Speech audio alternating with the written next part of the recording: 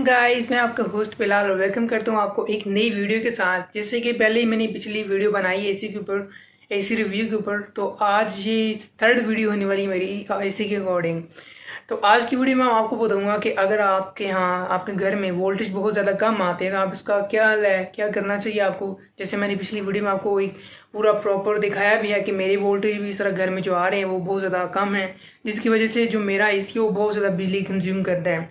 तो अब उसका सिलूशन क्या होना चाहिए, ये क्या आपको करना चाहिए, क्योंकि अब अगर आप उसी वोल्टेज पे चलाएंगे जो आपके डाउन आ रहे हैं, आपकी बिजली बहुत ज़्यादा खर्च होने वाली है और उसका बिल भी बहुत ज़्यादा आएगा आपका। सो उसके लिए यहाँ पे मैंने एक स्टेबलाइज़र परचेज़ किया है। किस कंपनी का है, कैसे यूज़ करना है आपको दिखाता हूँ, और उसके लगाने के बाद क्या परफॉर्मेंस में बेहतरी है आपको सारी चीज़ें मैं डिटेल में दिखाता हूँ। सबसे पहले तो आपको दिखाता हूँ कि हमारे जो वोल्टेज अभी आ रहे हैं वो 180 हैं। आपको मैं अभी आगे वीडियो में दिखा भी देता हूँ।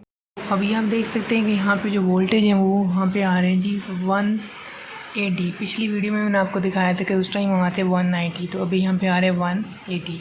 सो जैसे आपने देख लिया कि वहाँ पे 180 आ रहे हैं। अब मैं आपको स्टेबलाइज़र के ऊपर ला के दिखाता हूँ कि वहाँ पे अब हमारा जो स्टेबलाइज़र उस 180 को 220 पूरा करके देगा। यानी इसका काम यही है स्टेबलाइज़र का कि लो वोल्टेज को कंप्लीट वोल्टेज पे लेके जाता है, यानी 220 वोल्टेज हमें पूरे करके देगा, जिससे हमारा एसी की परफॉर्मेंस बेहतर होगी और ये कम से कम बिजली कंज्यूम करेगा, एम्पेयर कम लेगा।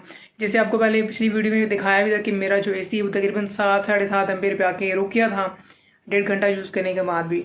तो आज आपको दिखाऊंगा कि ये एसी आज जो है ना 1.5 एम्पेयर पे भी आएगा। मैंने टेस्ट किया है, इसके बाद मैं दोबारा वीडियो बना रहा हूँ आपके लिए ताकि आपको दिखा सकूँ कि कितना परफॉर्मेंस में बेहतरी आई है। सो स्टार्ट करते हैं अपने स्टेबलाइज़र को। ये मेरा स्टेबलाइज़र लगा हुआ है और मैं इसको ऑन कर तो पहले आपको मैं दिखाता हूँ कि ये किस कंपनी का है। और ये आप देख सकते हैं कि सुपर हीरो के नाम से इसकी कंपनी है। ये 5000 वाट का ये स्टेबलाइज़र है।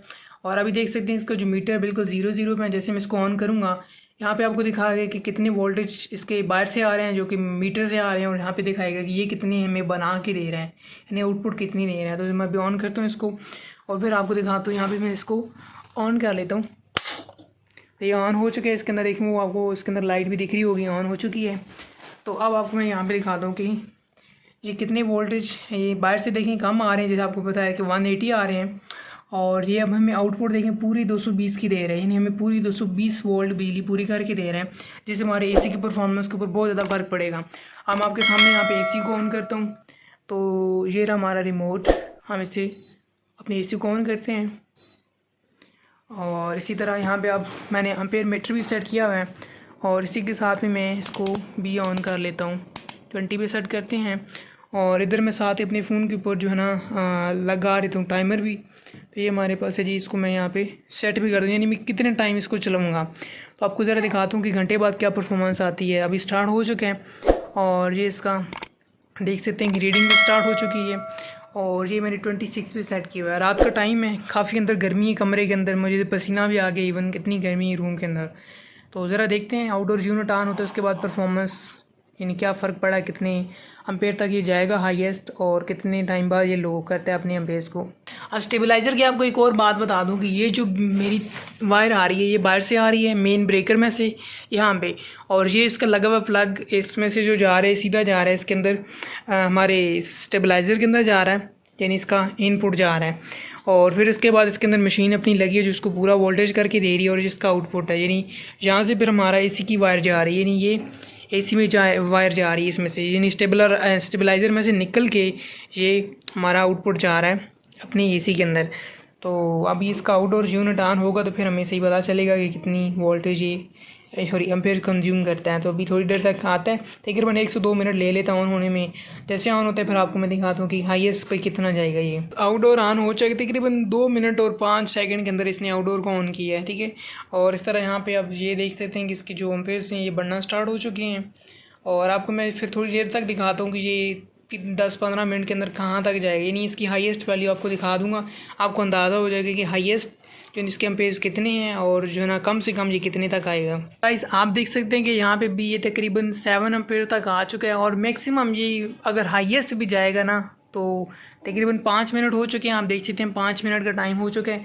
और अगर ये हाईएस्ट और मज़ीद ऊपर भी है ना तो 8 एम्पेयर तक जाएगा, इससे ज़्यादा ऊपर नहीं जाने वाला, क्योंकि मैंने इसको बाद पहले भी टेस्ट किए और मैंने आपके सामने दिखाए हैं कि वोल्टेज अभी जो मेरे बाहर से आ रहे थे वो 180 थे, और यहाँ पे मैं जो स्टेबलाइज़र हमें ये पूरी 220 करके दे रहे हैं, यानी 220 वोल्ट हमें पूरी करके बिजली दे रहे हैं।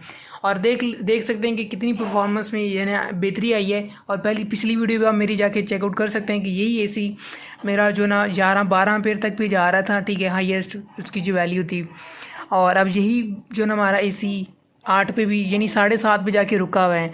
इट्स मीन कि हम लोगों को ये प्रॉब्लम होती है, हमें समझ नहीं आ रही थी कि हम ये कहते हैं कि जी ये कंपनी अच्छी नहीं है, इसका एसी अच्छा नहीं है, बहुत ज़्यादा एम्पेयर कंज्यूम करता है। हमें एक्चुअली ये नहीं पता होता कि हमारे वोल्टेज कितने डाउन आ रहे हैं। स्टार्टिंग में ये प्रॉब्लम मेरे साथ भी था, इवन कि मैं भी एक तरह क्योंकि ऐसा तो आप ही की लिस्ट में शामिल था कि मैं भी कुछ ऐसे ही समझ रहा था कि एसी बेकार है, ये वो है।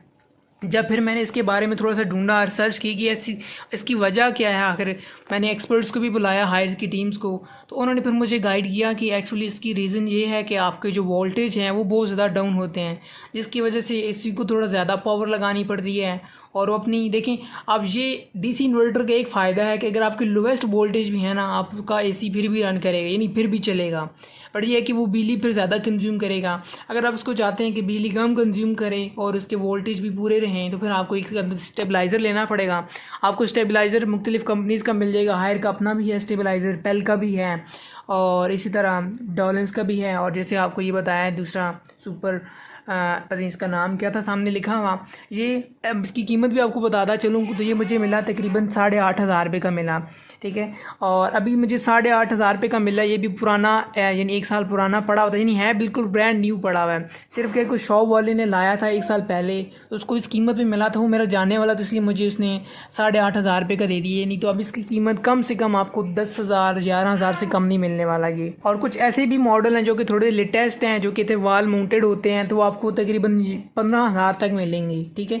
तो फिर आप स्टेबलाइज़र आपने लेना कितने वॉट का, मेरा जो एसी है वो 1.5 टन का है, तो 1.5 टन की एसी के लिए मोर देन इनफ है। 5000 kg वॉट का जो है ना आपका ये स्टेबलाइज़र 5000 वॉट का काफ़ी है 1.5 टन एसी को कंट्रोल करने के लिए, उसके एम्पेयर्स को। तो आई थिंक ये बेस्ट रहेगा, आप इसको परचेज़ करें। अगर आपके पास भी यही प्रॉब्लम आ रहा है मेरी तरह, जैसे मैंने पिछली वीडियोज़ में बताया भी है, तो आपको ये प्रॉब्लम सॉल्व हो जाएगा और आपकी कम से कम एम्पेयर ये कंज्यूम करे। अब देखें आप, हमारा जो एसी है कूलिंग कंप्लीट करने के बाद, अब देखिए कूलिंग कितने टाइम के अंदर इसने कंप्लीट किया, टोटल 8 मिनट लिए हैं। और अब मेरे रूम का टेम्परेचर इतना है कि आप इजीली इसके अंदर बैठ सकते हैं, यानी कंफर्टेबल फील कर सकते हैं आप, यानी कूलिंग फील कर सकते हैं अंदर बैठ के। देखिए 8 मिनट लगे हैं टोटल, और इसके एम्पेयर भी गिरना स्टार्ट हो चुके हैं। आप यहाँ पे चेक कर सकते हैं कि कॉन्टीन्यूसली थोड़े थोड़े करके ये डिक्रीज़ करना स्टार्ट करें। और टाइम देखिए कितना हो, टोटल 8 मिनट लगाए हैं इसने। और होता है जी, प्रॉब्लम होता है कि जी समझते हैं लोग कि हायर का अच्छा है, जी हायर का अच्छा नहीं है, ये ग्री का अच्छा नहीं है, ऐसा नहीं है। तमाम कंपनी जो भी बनाने वाली हैं एसी, तमाम एसी ही बेस्ट होते हैं, क्योंकि सारे इंटरनेशनल ब्रांड हैं, ग्री हो चाहे हायर हो चाहे पेल है चाहे डॉलेंस है, कोई भी है आपका एसी, ठीक है, वो एसी में प्रॉब्लम नहीं है। ज़रा बराबर होता है इशू, यानी 1 एम्पेयर 1.5 एम्पेयर 2 एम्पेयर का तक फ़र्क हो सकता है एक कंपनी में, पर इतना ज़्यादा नहीं होता कि वही बना कहे कि ये कंपनी बैड है या गुड है। अब उसके पीछे सारी रीज़न यही होते हैं कि हमारे यहाँ जो वोल्टेज का प्रॉब्लम होता है, जिसकी वजह से हम देखते हैं कि डिफरेंस आता है कि जी मेरे दोस्त ने लगाया हुआ ग्री का और मैंने लगाया हुआ हायर का, तो प्रॉब्लम क्या आ रहा है जी, उसका तो बहुत कम लेता है, मेरा बहुत ज़्यादा लेता है। तो उसकी वजह ये होती है कि आपके दोस्त के यहाँ वोल्टेज पूरे आ रहे होते हैं और आपके यहाँ वोल्टेज वीक होते हैं, जिसकी वजह से ना आपके हाँ ये भी प्रॉब्लम देखने को मिलता है, जो कि मैंने पिछली वीडियो में भी बताया है। मेरी वीडियो पिछली जो आपने देखनी है तो आप मेरे चैनल पे जाके चेकआउट कर सकते हैं। मेरे चैनल को सब्सक्राइब कर लें, मैं आपके लिए अच्छी सी वीडियोस बनाता रहता हूँ टिप एंड ट्रिक्स की। जैसे मैंने अभी ये आपके लिए एक वीडियो बनाई, अक्सर लोगों को ये मसला रहता है। एंड सॉरी फॉर ये बीच में थोड़ी सी शोर आ रहा होगा बच्चे का, तो it's sorry for that. So I hope आपको समझ आ गया। मैं थोड़ी देर आप इसको मज़ीद चलाता हूँ, तकरीबन आधा घंटा 45 मिनट चला के फिर आपको दिखाता हूँ कि मज़ीद कितना डाउन होता है। तो मैं आपको मिलता हूँ थोड़ी देर बाद। अब तकरीबन 45 मिनट्स हो चुके हैं, इसको मैंने कंटिन्यूसली चलाया 26 टेम्परेचर पे। और अब आप देख सकते हैं कि यहाँ पे 3 एम्पेयर के आसपास घूम रहे हैं, क्योंकि वोल्टेज थोड़े से अप एंड डाउन हो रहे हैं। तो खैर इसने अपने मेंटेन रखे हुए हैं 220 वोल्टेज। जब थोड़े से बढ़ते हैं ना, एक्स्ट्रा वोल्टेज होते हैं, तो ये 220 से भी ऊपर चला जाता है, यानी थोड़े से, यानी 225 तक ये ले जाता है अपने आप को। तो इसलिए कभी थोड़े से डाउन हो जाते हैं, कभी ऊपर चले जाते हैं, यानी फ्लैक्चुएशन थोड़ी सी रात को ज़्यादा होती है, क्योंकि ज़्यादा कंज्यूम बहुत ज़्यादा बिजली यूज़ हो रही होती है, इसलिए थोड़ा सा मसला आता है। बट देख सकते हैं कि अभी 3 एम्पेयर के पास घूम रहा है।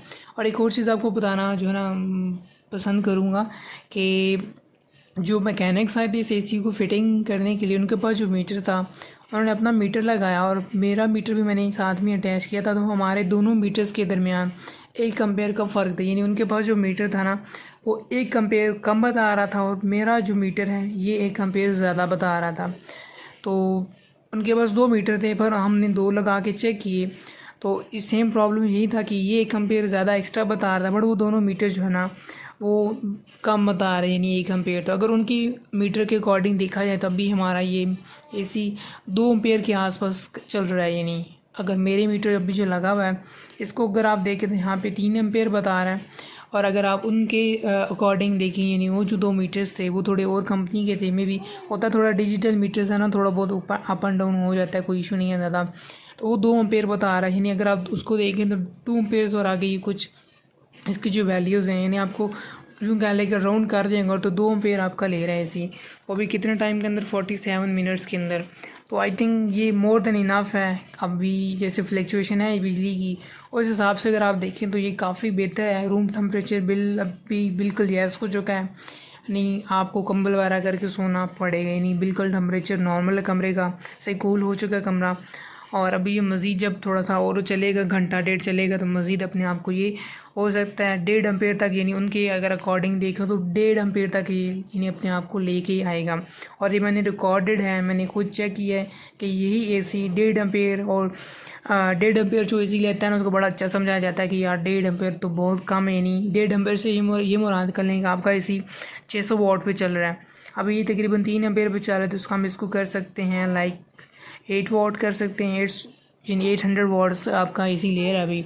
तो खैर जब डाउन होगा तो आपका एसी वही 500 वाट तक आ जाएगा। सो गाइस हमारा अब तकरीबन 1.5 एम्पेयर पे आ चुके हैं। यहाँ पे 2.53 लिखा है, जिसमें मैंने आपको बताया कि यहाँ पे मेरे मीटर के अंदर 1 एम्पेयर का फ़र्क है, जिसकी वजह से यहाँ पे हम इसको 1.5 एम्पेयर काउंट करेंगे। तो देखें अब हम इस जो है ना स्टेबलाइज़र लगाने के बाद हमें कितना फ़ायदा होता है। और यहाँ पे टाइम भी देख सकते हैं कि तकरीबन 1 घंटा और 4 मिनट ऊपर हुए हैं, यानी 1 घंटा आप इसको काउंट करें। और यहाँ पे आप देख सकते हैं कि 1.5 एम्पेयर की कंज्यूम कर रहा है 1 घंटे के अंदर। रूम टेम्परेचर फुली कूल है, बिल्कुल जैसे है, और 1.5 एम्पेयर पे ये आ चुका है।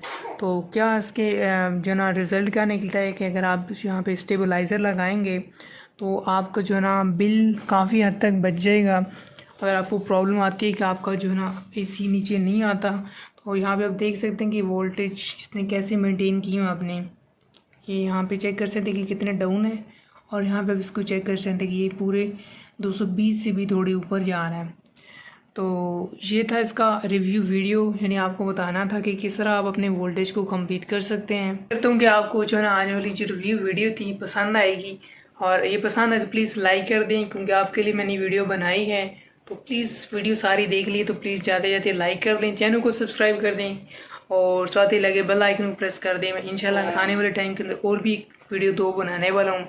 एक इसके ऊपर सेल्फ क्लीनिंग जो इसका फंक्शन है, जो ऑटो क्लीन करता है अपने आप को, उसके ऊपर, और दूसरा रिमोट फंक्शंस हैं कि इसके अंदर कौन कौन से फंक्शंस मिलते हैं रिमोट के, क्योंकि अक्सर हम नए कोई लेते हैं इसी, तो उसके अंदर काफ़ी ऐसे फंक्शंस होते हैं जो कि हमें नहीं पता होते थे। इंशाल्लाह उसके ऊपर भी जल्दी वीडियो आपको मिलने वाली है, तो चैनल को सब्सक्राइब कर दें। मैं आपको मिलूँगा एक नई नेक्स्ट वीडियो में।